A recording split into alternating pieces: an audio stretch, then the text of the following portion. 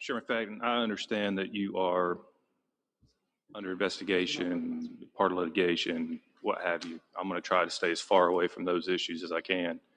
But I will very plainly ask you to answer my questions quickly, concisely, and not go on a long tirade, because I'm going to do my best not to be disrespectful. I don't want my time wasted either.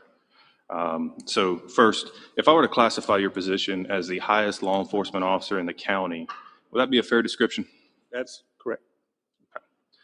And as such, you made reference earlier that you're a constitutional office. My colleague made reference that there are constitutional divisions amongst responsibilities between us and you. What branch of government do you operate under? Mecklenburg County. What branch of government do you operate under, Sheriff?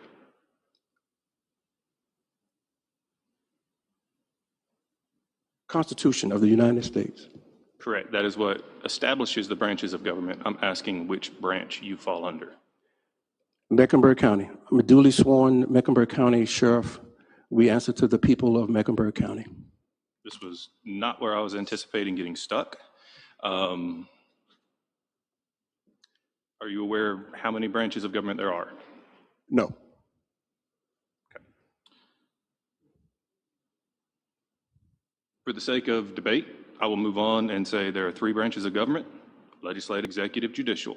Of those 3, which do you believe you fall under? I believe I fall under the last one. Would you say it to me? Judicial. Okay. You are incorrect, sir. You fall under the executive. And as a member of the executive, what do you believe your primary function is?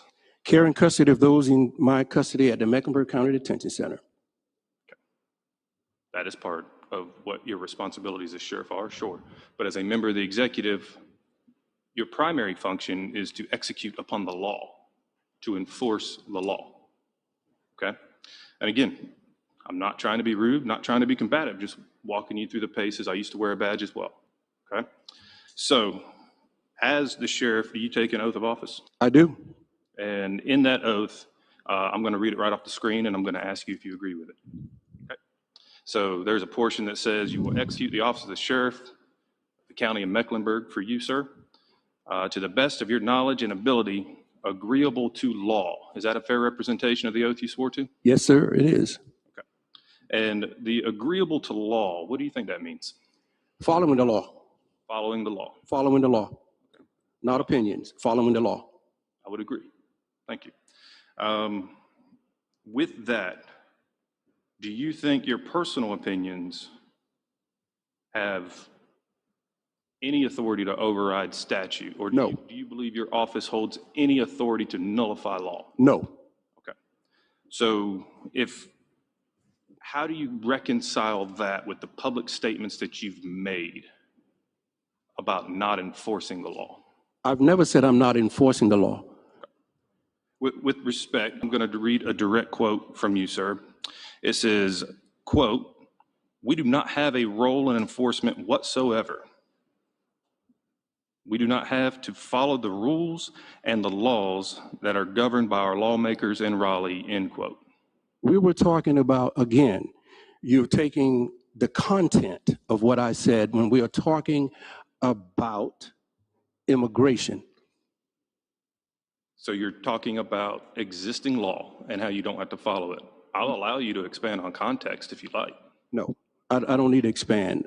I'm saying that we follow the law. Again, you are taking something out of context to make a point. Okay, so if the law says you must comply with detainers, and you're saying earlier in your testimony, you said that in your opinion, because of who they are or aren't signed by, you view that as not binding. What ruling, because the law is very clear, so what court ruling are you hedging that belief on? I don't think that a detainer is state law. But it is. The compliance of a ICE detainer is settled state law. As of what ruling are you hanging that on? If you let me answer, now it is state law. House Bill 318 now is state law, and we are complying with that law. Now, Previously, it was state law. in House Bill 10,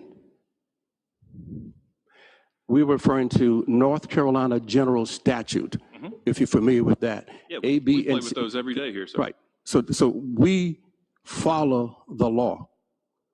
We follow the law. So how do you reconcile that with the statement that I just read that was a direct quote from you? It was, That you don't have to follow the law. And you've already said that you don't believe that you have the authority of nullification.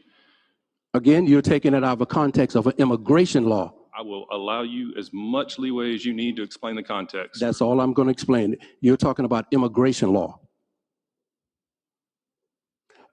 A detainer is not. I am not. I think you were talking about immigration law when you made this statement. I am simply talking about broad spectrum application of the law and your job to enforce it, sir. That is where you're taking it out of context. I've offered you the opportunity to place it in context. I am not trying to lead you astray. I'm giving you the opportunity to make clear your statement, sir.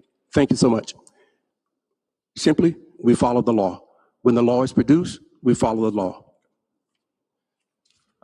One closing statement, Mr. Chair. You're recognized. Thank you. Again, I have no intentions as someone who wore the badge to disparage the badge or the man wearing it or the office of which you hold. I promise you that.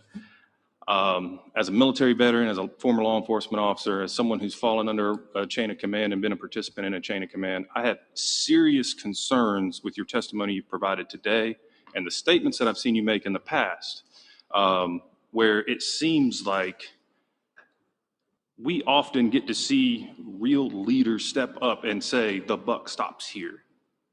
I've never heard anyone with the rank that is on your shoulders, sir, say that nothing is their fault, that no blame belongs on them.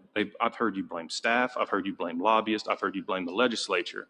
I have not heard you take responsibility for a single question that we have asked you today. And that, sir, is disheartening to me, and I don't think it is going to be conducive to us building a relationship where we can work together in the future. You have accused us of being combative. I have not tried to be combative with you today, and you are still refusing to answer questions, very simple, basic questions. And so with that, Mr. Chair, I yield my time.